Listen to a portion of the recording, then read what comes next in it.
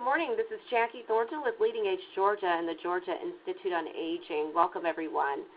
Today's topic is Georgia Senior Hunger and the initiative that Gwyneth Johnson is working on. And she's going to give us an update on where things are in our state as it concerns elders, populations, and other populations that are closely tied to the elder population regarding hunger in our state. Gwyneth, welcome. Thank you very much, Jackie. My name is Gwyneth Johnson, and I work with the Department of Human Services in the Division of Aging Services. I'm the section manager for the Livable Community section, and our section really works to ensure that our older adults across the state of Georgia are able to stay in the community of their choice for as long as possible. And so the idea of addressing senior hunger fits very nicely into the work that our section does. My background is, I'm a registered dietitian, and as an RD, I have worked in community settings, at meals providers. I've been a contractor for county-based agencies, and now with the State of Georgia State Unit on Aging. So trying to think about all those different roles as we're working to address this has become very important.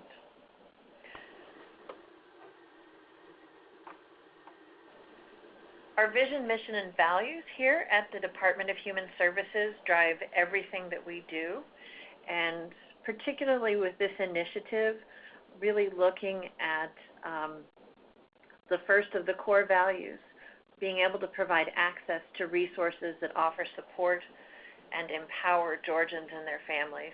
And without food, we are not an empowered state.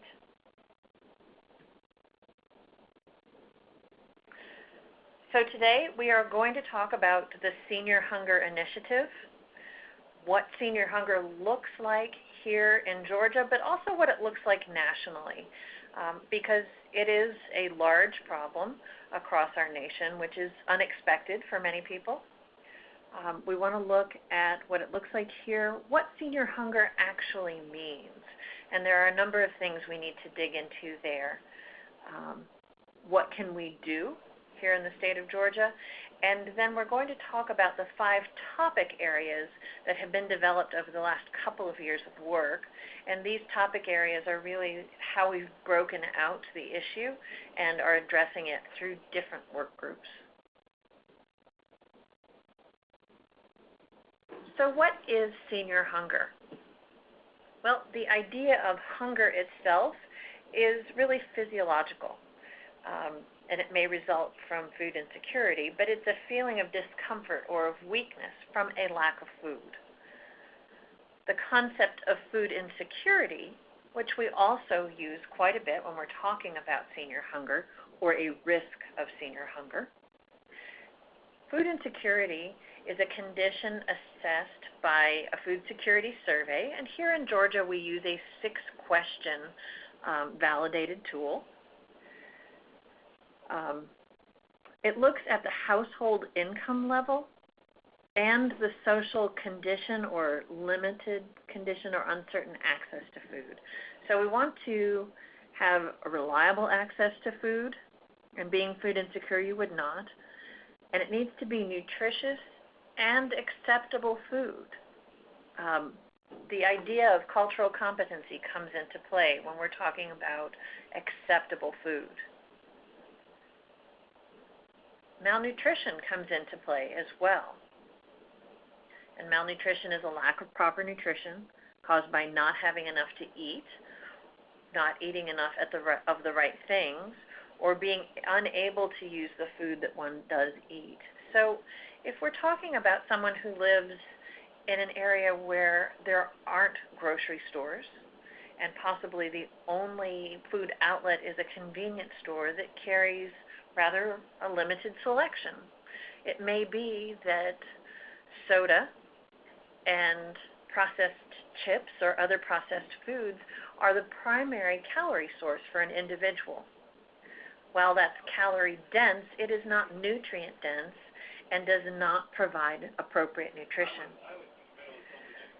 this is where we see a difference between hunger and food insecurity and part of the conversation. Because you may have someone who is both malnourished and food insecure, but may be overweight or obese. We see this frequently. The concept of a food desert. A food desert is an area in which it's very difficult to buy affordable, good quality food. It may be that there aren't any grocery stores, but it also may be that there aren't other food outlets such as farmers markets or even a convenience store. And then the offerings of each of those stores can make a difference. And then also we talk about food reclamation when we're talking about senior hunger. So we want to know that if food isn't being utilized, that it can be reallocated to a different population and prevent hunger in that way. And so we may see that done during emergency food programs, working with food banks, working through our faith community. There are many ways that we can start to address food reclamation.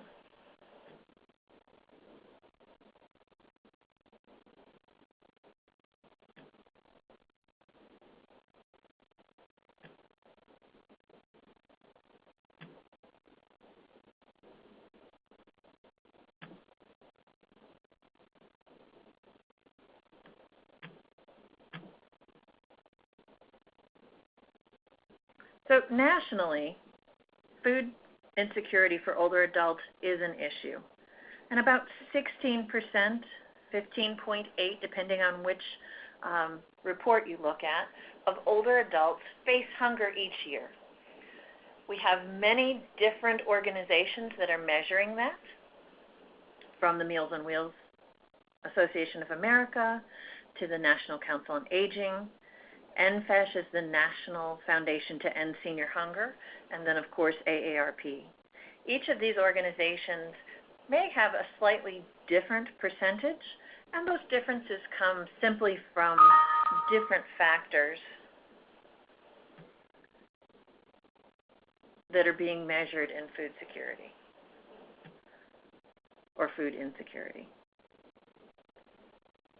But it is a growing problem. It has grown, as you can see from the AARP statistic at the bottom, it has increased 79% just in the first decade of the 2000s.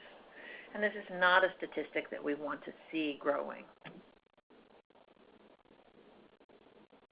Now, you can see that there are many things that are being done to assist older adults in preventing senior hunger or meeting those food needs. Meals on Wheels is one of the most important, particularly for a population that has some of the greatest health needs.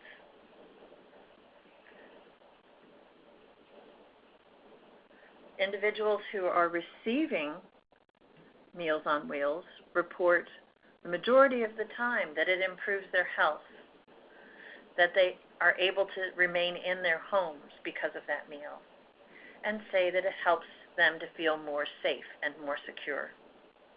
It is also a cost-effective way of meeting those nutrition needs. You'll see at the bottom of that slide that 1 year of Meals on Wheels is very similar to 1 day in a hospital. So if we can keep our older population well-nourished, we may be able to decrease some of the chronic disease that occurs or better manage it, and hopefully prevent hospitalizations and be more cost-effective across the board.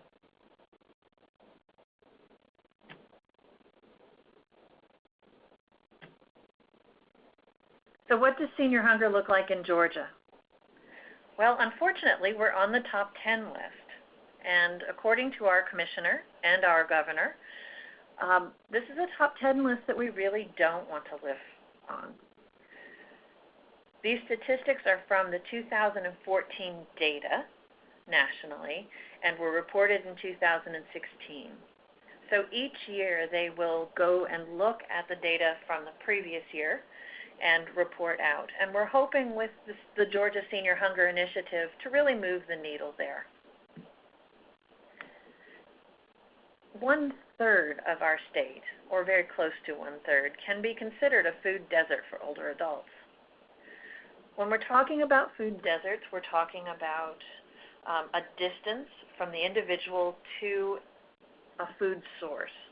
Now, if you have a ton of senior farmers markets or farmers markets in general, you may not be a food desert, but you may not be a traditional food access point. Food deserts can change in distance based on the individuals we're talking about. The average measure is 1 mile from a grocery store, but when we're talking about older adults who don't have transportation, 1/4 of a mile may actually cause an area to become a food desert. Food deserts can be urban and they can be rural. So it may be that a county has no grocery stores at all. We see that in quite a number of our more rural counties in Georgia. But it also could be that in the middle of an urban center, there's no grocery store for 5 miles. That is most definitely also a food desert.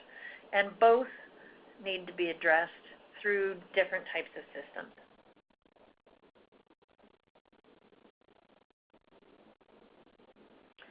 So what can we do? Thankfully, we live in a state with a governor and the commissioner of the Department of Human Services who are very interested in addressing this issue. And both the governor and our commissioner realize that it's not something that can happen in a vacuum. It's not something that just government can do.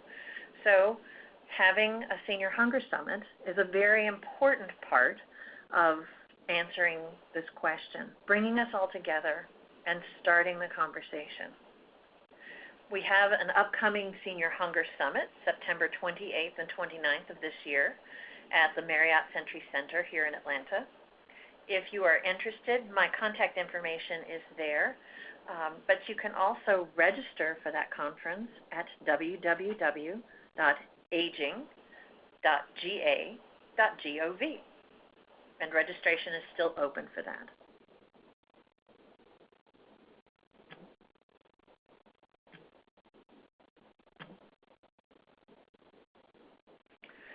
So, what can we do?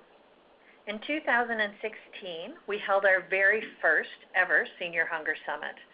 We brought together the usual people that we would expect to be at the table, individuals from service provider agencies, from not-for-profits, from area agencies on aging, from the Aging Network in general. But we also brought together healthcare entities. We brought food providers such as grocery stores and convenience stores and their lobbyists. We brought legislators to the room. We brought advocates to the room. And we brought some older adults to the room as well, because it's important that everyone be included in the answer to this question. Last year's Senior Hunger Summit initiated the conversation. It raised awareness, and it got us working in 5 work groups. And those 5 work groups are based on the 5 topics that we will talk about in just a few minutes. At that Senior Hunger Summit, we also had the pleasure of sitting down with the National Foundation to End Senior Hunger, their CEO and their president. And we began to talk about something called the What a Waste program. What a Waste is a program that assists food providers, meal providers rather, in preventing waste.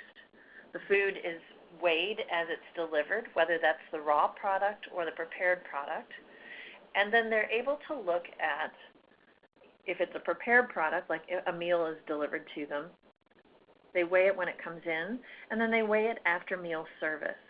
That way, any service waste can be analyzed. If the meal is prepared on site, then there can be an analysis done of the preparation waste and then the service waste. But What a Waste took it one step further. They analyzed the menus, and then as the seniors complete their meal and scrape their plate, each food item is then scraped into individual containers and weighed. That way we can identify the nutrients that are lost as well as the resources that are lost. It allows us to have wonderful conversations with our meals providers about changing the recipes, about changing the menu, and making it something that will be consumed.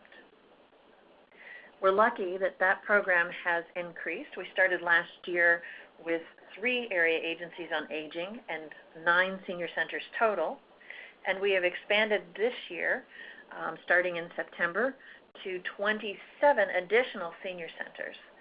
So I'm very excited about that, and we will carry what we find in this program forward by doing a best practices session at our annual Healthy Communities Summit. This way we can share what we've learned through these programs with everyone in the state and increase all of our efficiencies. Also, at last year's Senior Hunger Summit, we put together 5 work groups. These became the Senior Hunger Fighter work groups, and they started the very last day of the Hunger Summit and stayed for another 2 hours to really talk through each of our 5 topic areas and talk about the things that we know are happening now, that we want to see happening, action items we can all be a part of, policies that need to be updated and changed, and items such as that. We followed up with that group again in 2 more conference calls and then distilled all of that into something that will be included in our state plan on senior hunger. We also held 12 listening sessions across the state.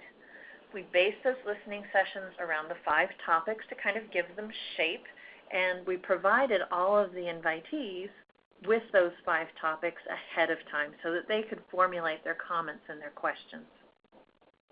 Those listening sessions were held in each of our 12 planning and service regions, which coincide with each of our 12 area agencies on aging. And they were conducted in partnership with the North Highland contractors, which allowed the folks in my office to take a step back and not have influence on what was happening in those listening sessions. So it really gave us some great data. All of the information from both the work groups and the listening sessions will be included in our state plan on senior hunger in the appendices and has helped inform the body of that document, which leads us to the state plan. In addition to the Hunger Summit, my team was charged with developing a state plan to address senior hunger. The state plan, as I've said, has worked from the information we've received from the work groups, our partners in the listening sessions, and a great deal of attention to the research and the data that is available. From all of this, we have some general recommendations that will be made, and we're rolling this out at this year's Senior Hunger Summit. This will be presented to the governor, and if those recommendations are accepted, then the state plan can become part of what we're doing here in Georgia. I can tell you that the state plan includes recommendations that call for a grassroots up and a state level work down so that everyone is involved in this process and it doesn't become too lopsided. The answer really does require all of us.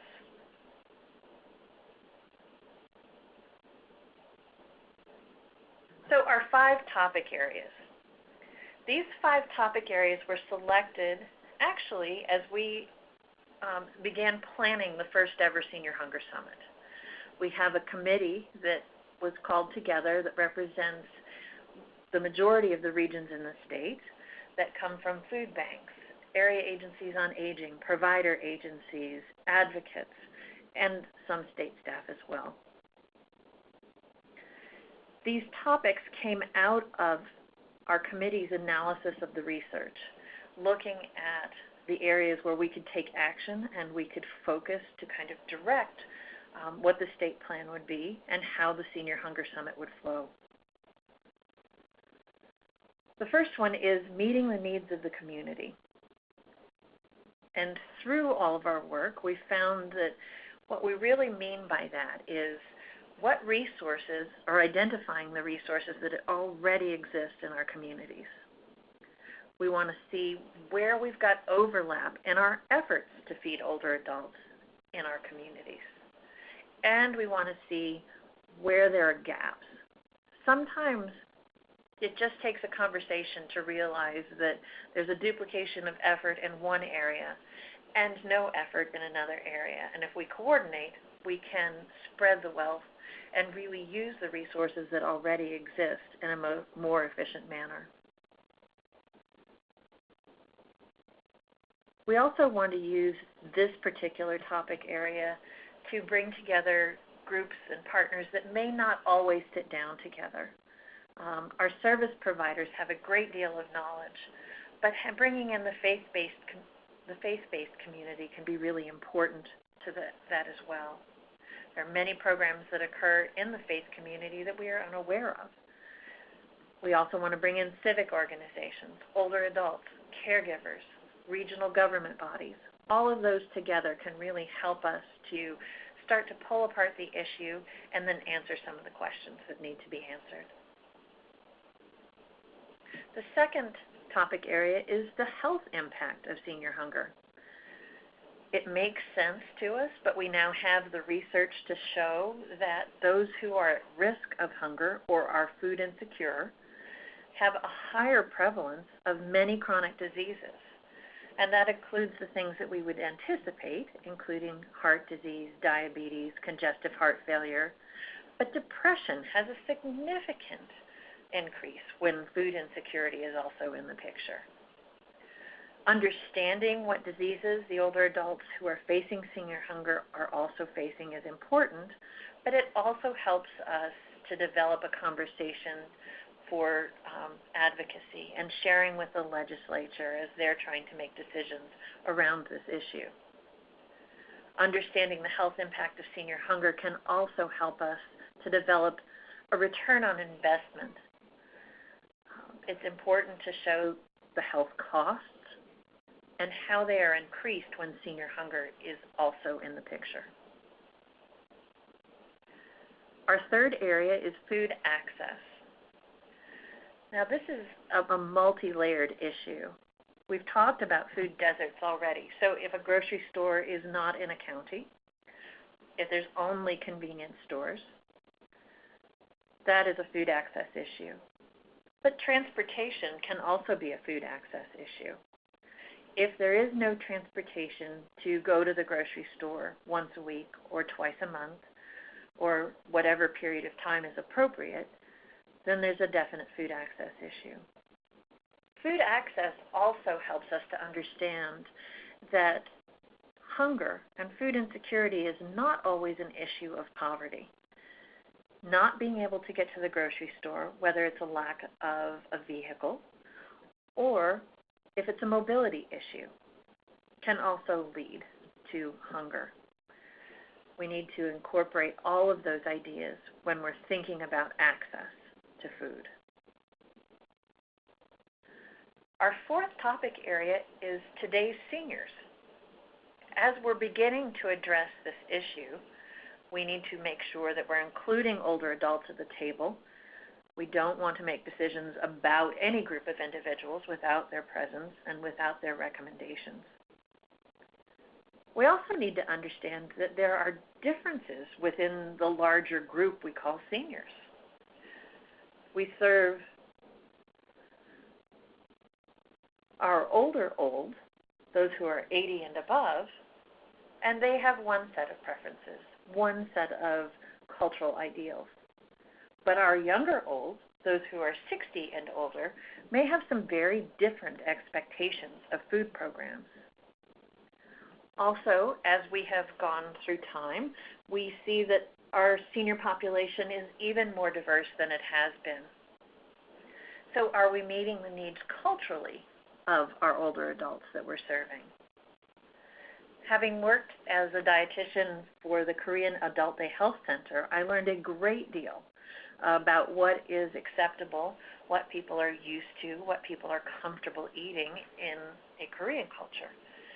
Much of the food that I was analyzing was very new to me, and it was a great deal of fun to be able to learn about that and to taste all these foods.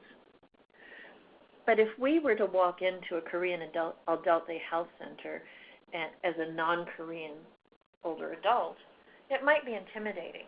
It might not be culturally acceptable to us. And we need to think about that with all of the groups within the larger group of seniors. Our fifth and final topic area is food waste and food reclamation. Now, I've talked a little bit about preventing food waste with the What a Waste program. But as we think about food waste, we can think about what's happening in our homes.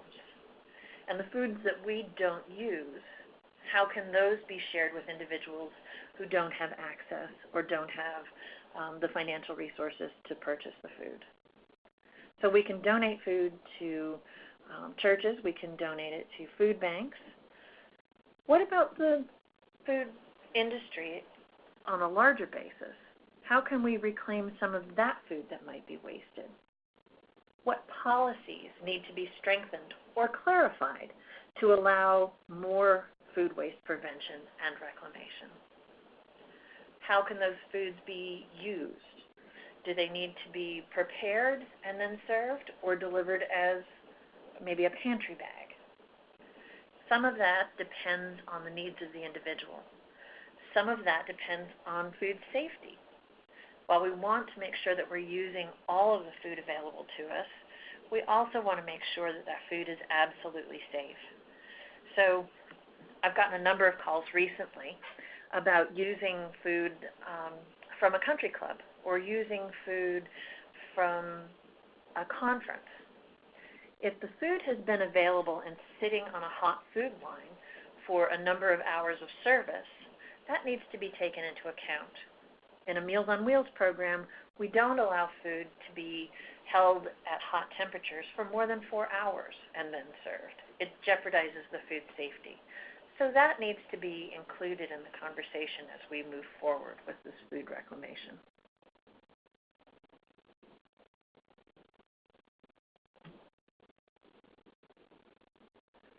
So we have a lot of work to do. It will involve each and every one of us across the state, and it must be a multifaceted approach. We need to look at policy. We need to look at community programs, community gardens, farmers markets, community collaboratives. All of those things can really help us move forward. In some ways, it's as simple as looking next door and making sure that the person closest to you, geographically, has access to food. If we can do that in our smallest of communities, and then at the state and government level, support those actions with reasonable and accessible policies, then I think this issue can be addressed in our state. As I mentioned earlier, this year's Senior Hunger Summit will be held on September 28th and 29th, and I would love to invite you all to join us.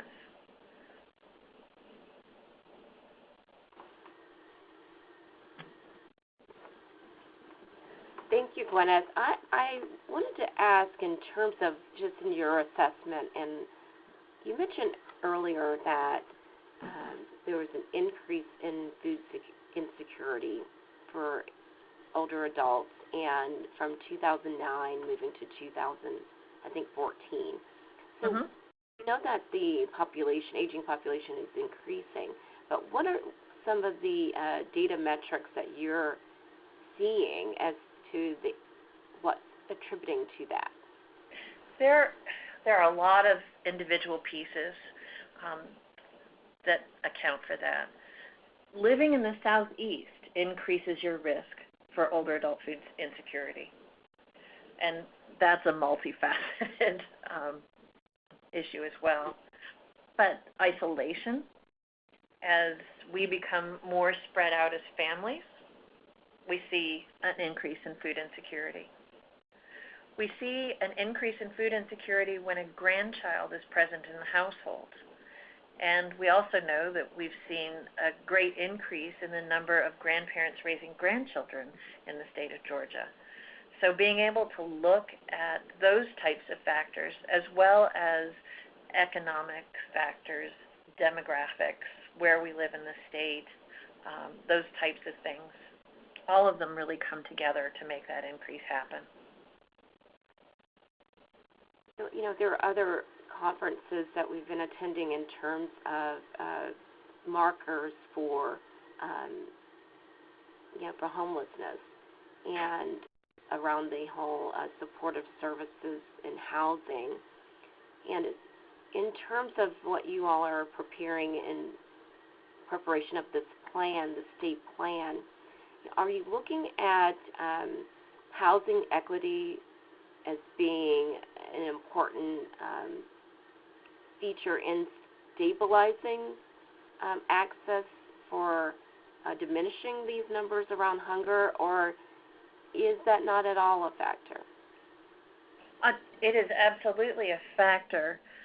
It is not something that we've gone into in any depth in the state plan. That being said, keep in mind that the state plan is a first strike, so to speak. Yeah. And that as we pull together the partnerships that we have begun to outline in that state plan, we will dig deeper and deeper into those issues. Well, thank you so much, Gwyneth, for your time. I am going to go back to the slide that and encourage everyone to please, if you can, and if your organizations would please support the upcoming summit. And let's see if this slide, if I can get you back to that slide.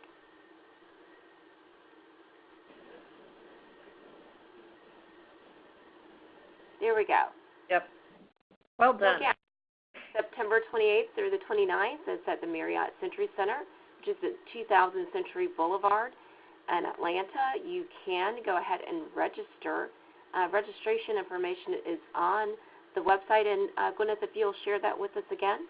Absolutely. It is www.aging.ga.gov. Well, thank you again, Gwyneth. We appreciate your time, and we look forward to the report out from the summit. Hopefully we can get that information in an upcoming electronic newsletter. That would be fantastic. I'd love to. All right, fantastic. All right, well, have a great day, everyone. Thank you. You as well. Bye now.